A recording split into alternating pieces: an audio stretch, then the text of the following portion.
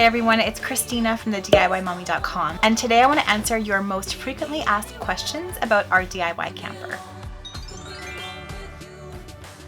Welcome back to my channel. Today I wanted to do a very quick and chilly and makeup-less video for you because I have a really exciting weekend coming up and it's been a really busy week, but I wanted to kind of answer some frequently asked questions about our DIY camper because I have the privilege and opportunity to speak at the Edmonton Renovation Show this weekend, January 26th and 27th, about our DIY camper. So I'm going to be giving tips and tricks on how to renovate your own camper on a budget. So I hope if you're local that you'll come see the presentation.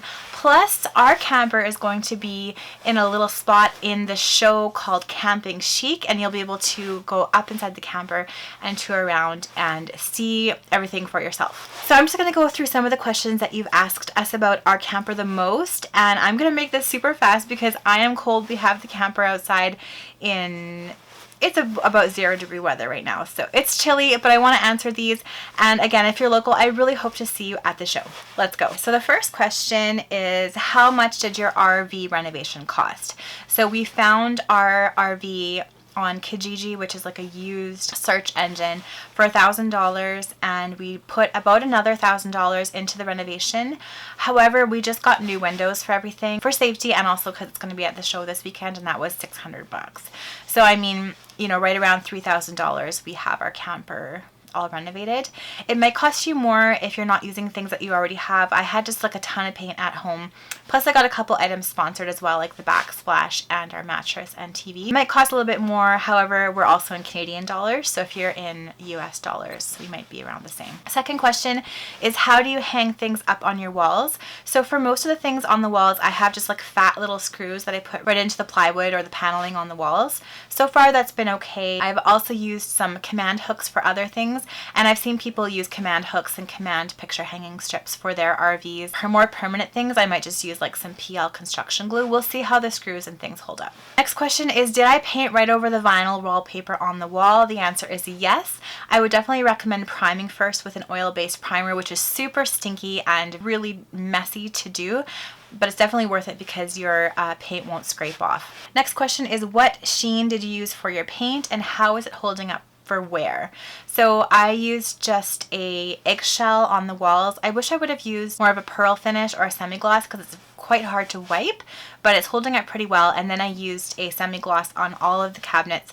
However, I did seal them off with semi-gloss Varathane, so they're really nice and easy to wipe, which I definitely recommend for a camper, especially if you're painting it white like we did. Make sure that it's nice and like a semi-gloss finish so you can wipe everything down easily. Next question is, did you prep and paint the fridge the same way you did the cupboards? The answer is yes. Luckily, the trim around the fridge was just a nice neutral kind of nickel finish, so I just left that. I taped that off, and then I just primed and painted the fridge the same way as the cupboards and finished it off with the Varathane coating. Next question is, do you plan on updating the exterior of the camper as well? The answer is maybe.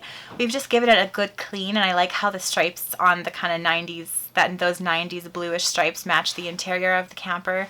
I don't know if it's going to be worth the money to update the exterior, maybe paint it. I'm not too sure yet, so stay tuned. We'll see. Next question is, how was the Smart Tiles Backsplash to install? It was super easy to install. I just used a knife and some scissors and a ruler to cut it. So simple, and then it was really easy to install. I definitely recommend making sure you wipe your surface really well when you install it. It should stick really well. And another thing I get asked a lot about our DIY camper is the contact paper covering the countertops. So far, that's actually holding up really well. It's sticking well. A lot of you have asked or mentioned that it's going to be really hard to remove, and if that's the case, we'll just replace the countertops. That was something we were considering doing anyway, so if that's the case for you, then I'd recommend doing it. And if not, if you want to save the counters underneath, maybe don't try it because I've heard lots of issues with removing the contact paper. So far we have a huge temperature range here in Alberta, Canada. So plus 30 degrees Celsius in the summer and minus 30 or minus 40 degrees Celsius in the winter, so everything is staying pretty well. There's a little piece of the wallpaper that's coming off, but I'm just going to put some extra wallpaper paste on that. But so far the tiles are holding up well, most of the wallpaper is doing well, the paint's doing well, and I'm really happy actually and pleasantly surprised with how everything has held up in our extreme temperature changes. Hopefully those answers help you, and again, if you're local, I hope to see you at the show this weekend. If not, I'll try to post a recap for everybody else about what I've said at the show. And thanks so much for watching. If you liked this video, please give it a thumbs up, and I am going to go warm up inside. See you next time. Bye.